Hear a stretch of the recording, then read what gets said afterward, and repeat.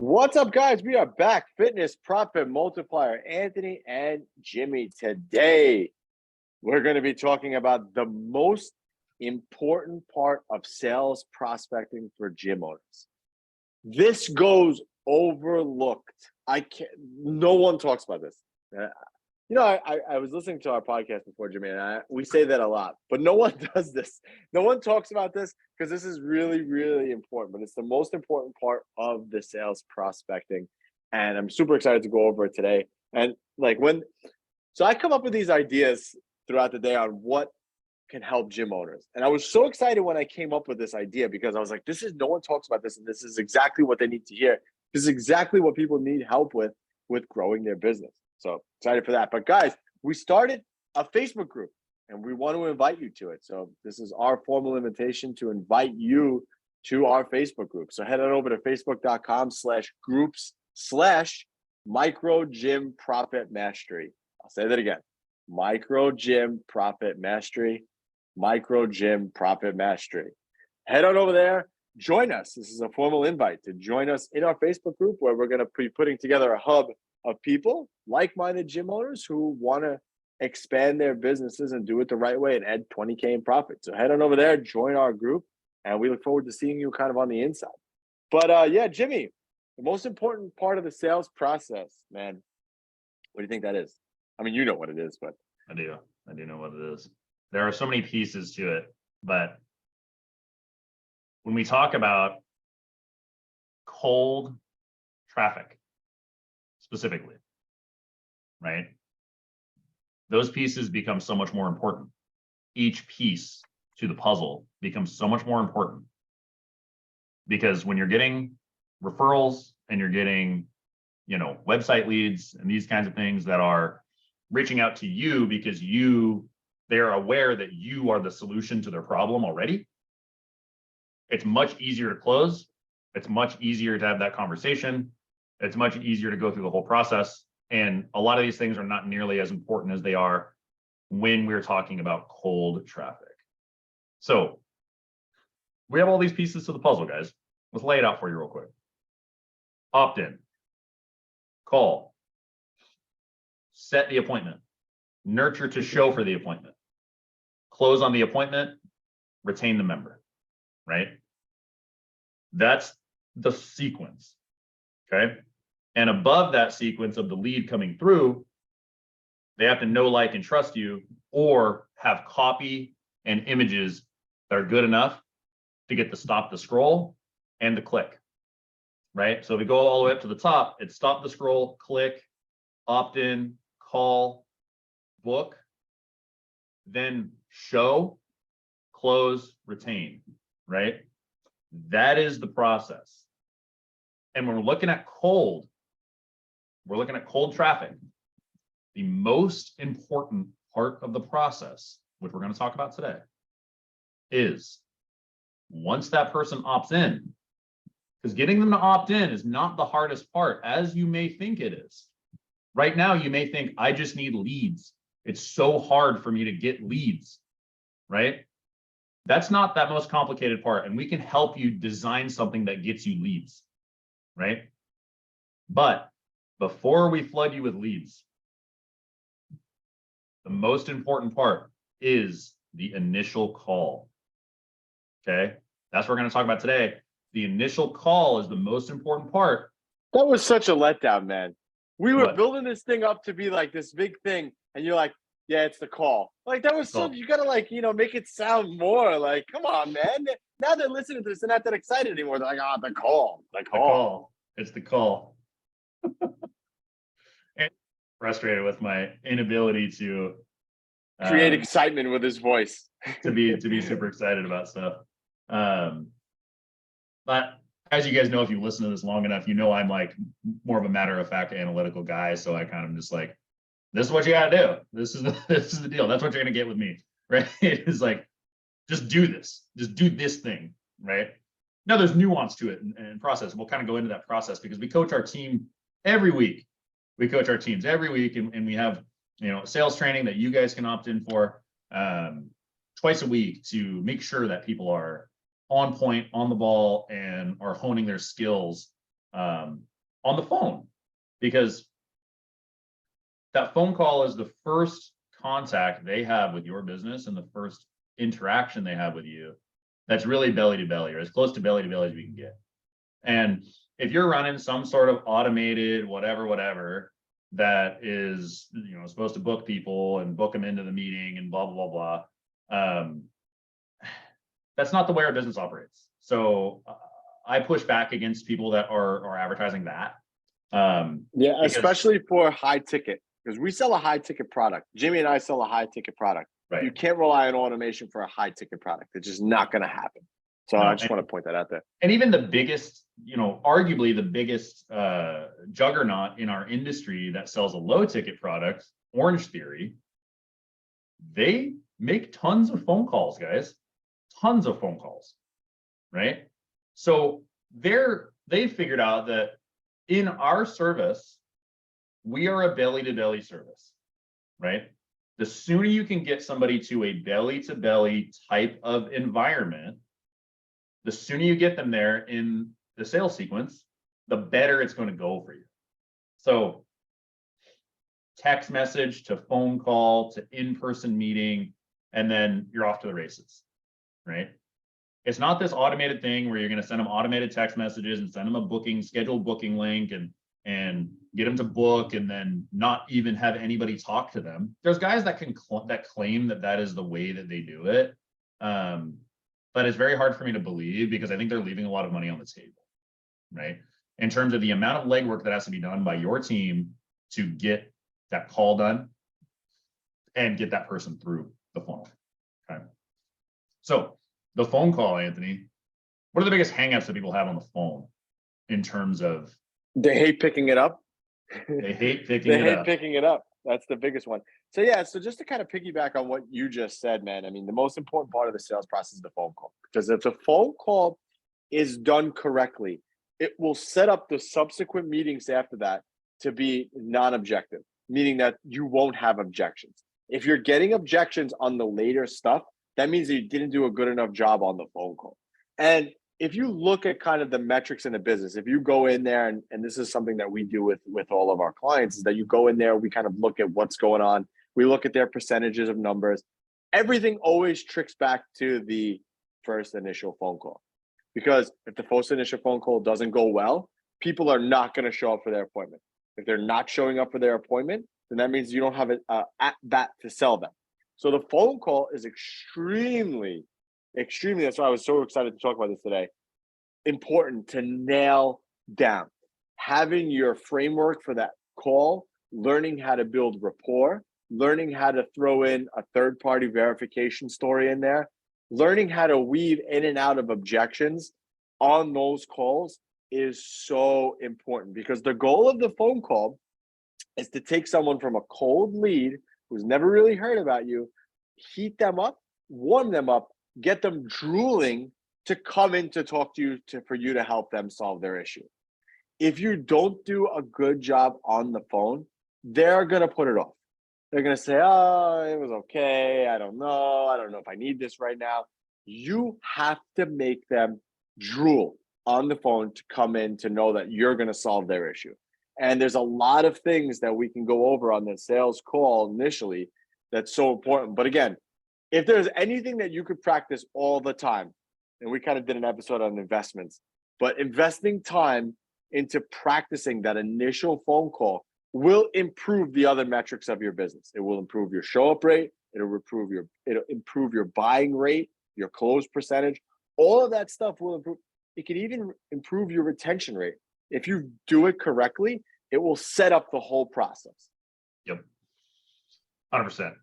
And we have to go over drilling all those things, right? Like Anthony was saying, the third-party verification stories, the building of value, the really understanding what somebody is saying and where they're coming from, restating their goals to them, right?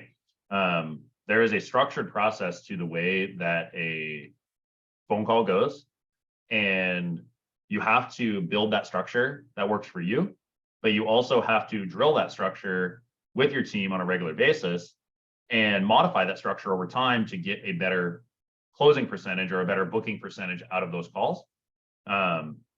And it starts with speed, right? Starts with speed to lead, right? And that's the initial. If you're not fast to the leads, your ability to connect with them is going to go down. Your percentage to connect with them is going to go down. That's the first step. And then we have to get into the nuts and bolts of the X's and O's of how you actually structure that call, right? So do you want to get into that? I think you were asking me. So yeah, I mean, I don't. That would definitely be a longer episode if we actually went into like what the ins and outs of that call should be. But I would say definitely this: you have to have a framework for what you need done, right? You have to have a framework of questions because you need to qualify these people too. So the goal of the first call is to one, take the lead from cold to warm to hot, to then also qualify them to see if they're an actual buyer. Because no matter if you heat them up a lot and they're not a buyer, you can't sell them. So they need to become a buyer. So you need to qualify them for certain things. So we qualify them for, well, we have 2 locations. So we qualify them for location. We qualify them for time, what time they're looking to come in, when they're looking to get started, and then decision maker, who's going to help them make the decision. And you can also qualify them on price.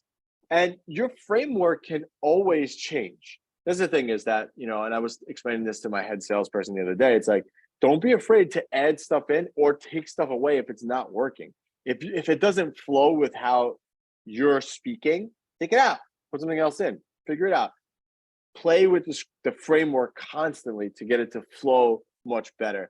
And then, like Jimmy said, you have to be able, between all those things that we're asking for and qualifying for, you have to be able to validate that you can help them, increase the value that you're going to provide for them, and create that distance between what you do versus what Joe Schmo down the block does. You have to be able to do this within a 15-minute call. So I would say one of the biggest red flags that I see in I've listened to a lot of sales recordings. One of the biggest red flags is the amount of time spent on the call. You need to be having a minimum of 12 to 15 minutes, I believe, is the sweet spot for these calls to take them from cold to extremely hot. If you're doing anything less than that, you are not building enough value. And I can almost guarantee your show rate's not good and your close rate is not that good because you're not heating the lead up. You're not spending enough time. And that also tells us that you're rushing through your framework and qualifying questions. And you're interviewing people at that point. Hey, what are your goals? What are you looking to achieve? How long have you been doing this for? Interview. That's not the right way to do it. It's not about asking questions. It's about having a conversation and showing how you are different from Joe Schmo. That's what I have to say. You got to engage with them and almost become their friend within the first 5 to 10 minutes of the call by engaging what they give back to you. So the framework is not an interview. The framework is a structured sequence of questions that allow you to then glean more information about this person's specific needs and connect with them on those specific needs, right? So they give you a little bit, you take it and run with it, right? I just so happened to take a call yesterday because I was just sitting in the office and my team was otherwise engaged. So we had just somebody calling us at random. And it turns out that there's a martial arts studio nearby us and they take their kids there, right? So he talks to me about this and that, and I get some more information out of him. He's worked with a personal trainer before. He wants to work with a personal trainer, wants to know what's going on with us, this, that, and the other. And, somebody will initially call and be like, oh, I want more information. And it's like, oh, I can totally help you with that and give you all the information you need. I want to learn a little more about your specific situation so that we can make sure that we're the right fit for you. Because I don't know yet if it's the right fit, but we've helped a lot of people in the area achieve their fitness goals, right?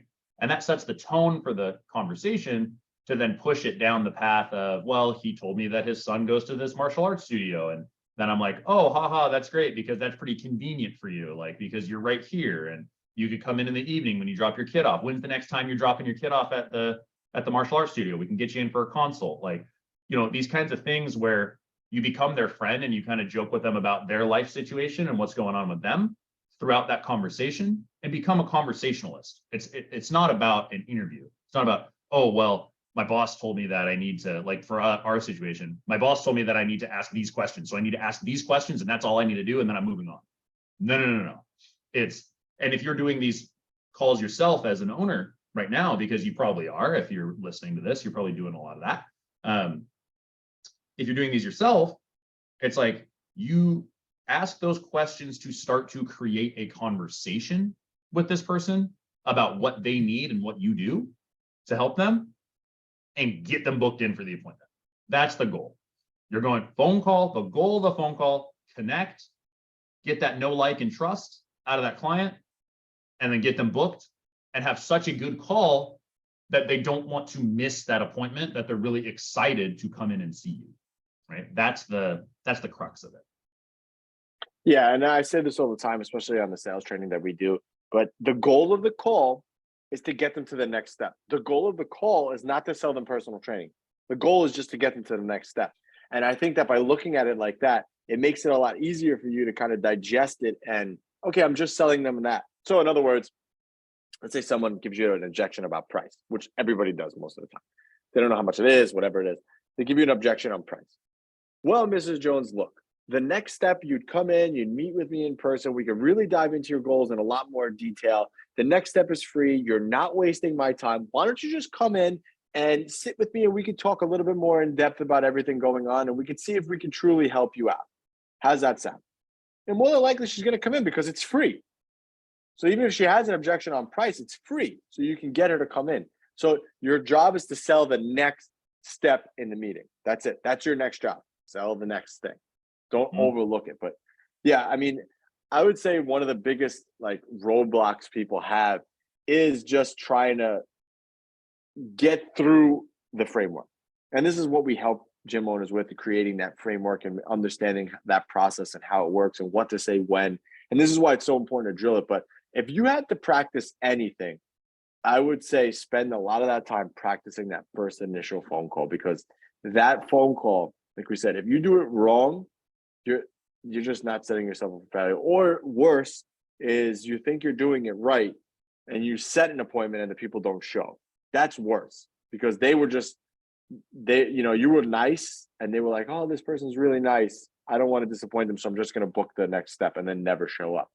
So there was no real value built. There wasn't enough value built for them to actually come in. You were just nice. So there's a whole difference between also building value and being nice, which people think that if they're nice to people, they're going to show up. And that's not really the other case either. Right. So yeah, that's the most important part of the sales process, guys, is that first initial phone call. So look at what you're saying now. If you don't have anything written down, start by doing that. And I didn't have anything written down for a long time, so I could say this.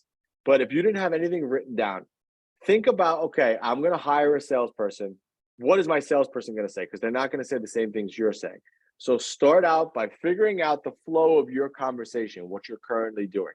And now that you have that framework, constantly edit it, drill it, record your calls, listen to what's going on, fix it. Okay, this doesn't sound right when I say this. Maybe I need to insert this here. Do those things, and you will see a huge improvement in everything in your business. I promise. 100%. All right, guys. If you like everything that you're hearing right now, you can click that link below next to the Facebook group button. There is a link to book a call with us, and we can hop on a phone and we can listen to what your initial sales call is and help you go through that in more detail and fix it and improve it. So guys, this is Anthony and Jimmy, Fitness Profit Multiplier. Make sure you leave us a review wherever you're listening to this, and we will catch you guys on the next one.